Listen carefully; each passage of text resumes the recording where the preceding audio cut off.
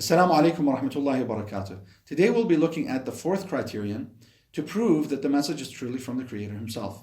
So let's get started.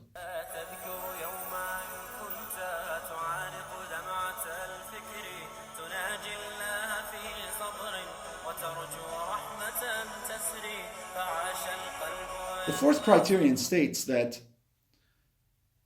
the message must have information in it about the universe that nobody knows except for the Creator Himself.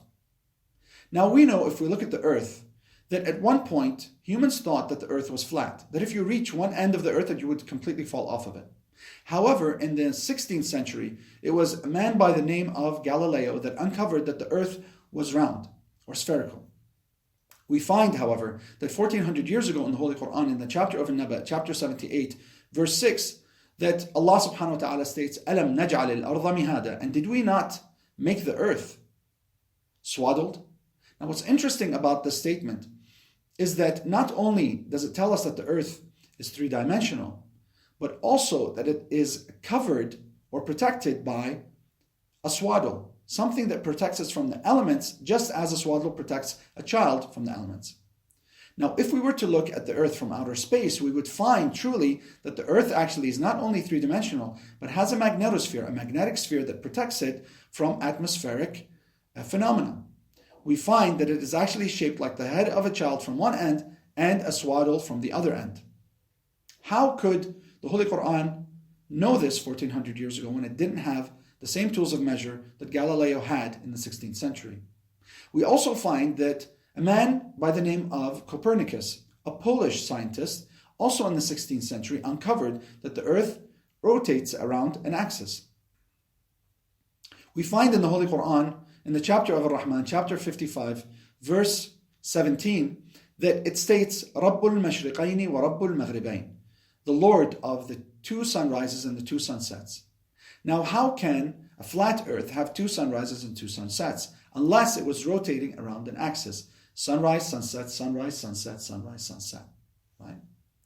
How could the Holy Quran know this 1400 years ago when it was only uncovered in the 16th century?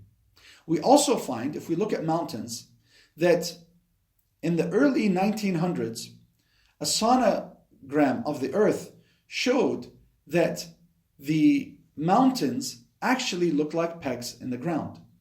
We find that in the chapter of Al-Naba, chapter 78, verse 7, it states, وَالْجِبَالَ أَوْتَادًا, that the mountains are like pegs in the ground. Now we know that tectonic plates exist, and that the earth moves based on these tectonic plates, as do the mountains. However, this was only uncovered recently.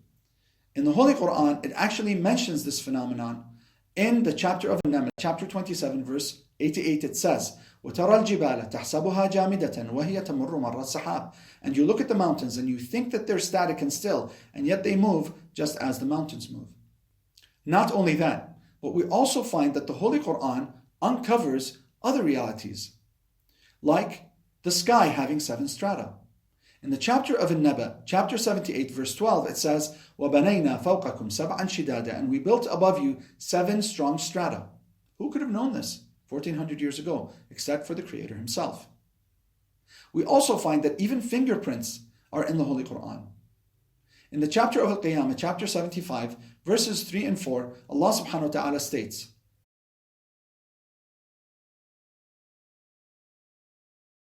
أَيَحْسَبُ الْإِنسَانُ أَنْ لَنْ نَجْمَعَ عِظَامَهُ بَلَى قَادِرِينَ عَلَىٰ أَنْ نُسَوِّيَ بَنَانَهُ. Does mankind think that we will not be able to resurrect their bodies? Surely we will even be able to bring back their fingerprints. Now you might say, well, banana means fingertips. Maybe it doesn't mean fingerprints. Even though humans only uncovered fingerprints in the late 1800s, 1893 and 1897. A scientist in Britain, a scientist in Germany, and another in France. At that time, they were trying to identify how it is that you can tell one human from the other. What unique characteristics do they have? They tried the ear, the leg length, but they finally uncovered the fingerprints. Now, it was only, in 1893 or 1897. However, 1400 years ago, the Holy Quran mentions this. Now, if you say, well, again, these are only fingertips, who's to say that these are fingerprints? I'll tell you, all right, how about if I tell you that air travel and space travel are both mentioned in the Holy Quran 1400 years ago. Would you believe me then? Let's take a look at the chapter of Al-Rahman, chapter 55, verse 33. In chapter 55, verse 33, Allah subhanahu wa ta'ala states, يا معشر الجن والإنس إن استطعتم أن تنفذوا من أقطار السماوات والأرض فانفذوا لا تنفذون إلا بسلطان. O nations of jinn and men, if you wanted to leave the realms of the earth and the skies, then do so. You will not do so without the permission and authority of your Lord, the Creator Himself. So who could have known this 1400 years ago except for the Creator Himself?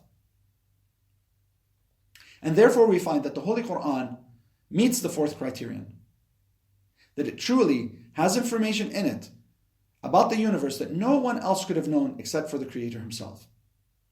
What's left is the fifth criterion.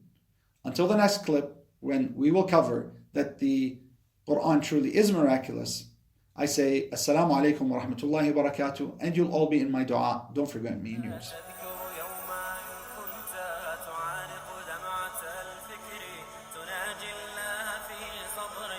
ترجو